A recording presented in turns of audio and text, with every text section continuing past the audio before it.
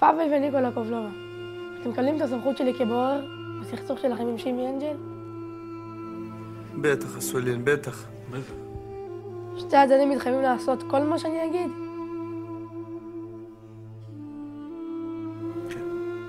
שימי, במשפט אחד, מה הבעיה שלך עם האחים? הם הרגו את אח שלי. הם הרגו אבא ל5 ילדים. ועל מה? על חוב של $150,000? דירת 3 חדרים ברמת גן, על זה הורגים בן אדם? לאן התדרדרנו? איפה הגענו? שימי! כמה מילים צריך בשביל להגיד שהורידו את אח שלך? קובלובה, אתם הורדתם את מורדוך? זה היה טעות. אני דרסתי אותו. איזה מין טעות זאת שדורסים בן אדם? זה טעות זה? אני לא התכוונתי. קשרתי אותו לעץ, והתקרבתי עם המכונית, ברח קלאץ'.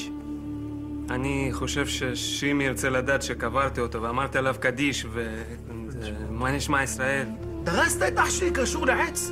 על חוב בשווי מרצדס VMX? ככה הורגים אבא ל5 ילדים? אסולין, אני רוצה נקמה. אני מחליט מה הולך להיות. אחיך לא שילם חוב. בתורה בפרשת השבוע נאמר, קונה שור ואין מכסה, רוצה אוזנו אל בית אדונו. בעיקרון זה מדאורייתא. שימי, אף נקמה לא תהיה פה. וכסף לא מכפר על פגיעה בחיי האדם. אתה מבין אותי? תסתכל אליי. אתה מבין אותי, שימי? אני מבין. האחים קובלובה, מהיום כל בוקר אתם מניחים תפילין ומבקשים סליחה מאלוהים. עכשיו תלחצו ידיים. האדם הרע ביניכם מבוטל. בולדוג, עזוב את הטונה. תסדר לי מקום עבודך. אני רוצה לנוע.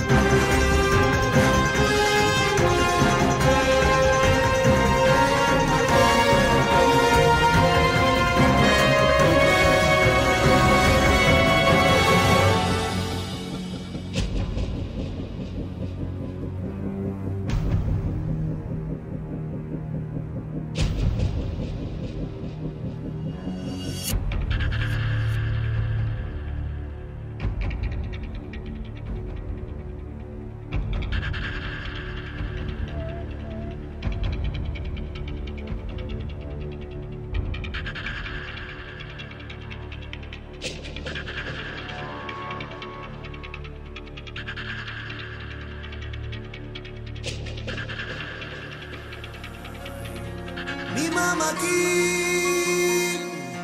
אותיך השם שמע בקולי תהיינה אוזניך קשובות לכל תחנוני עם עוונות תשמור כאן השם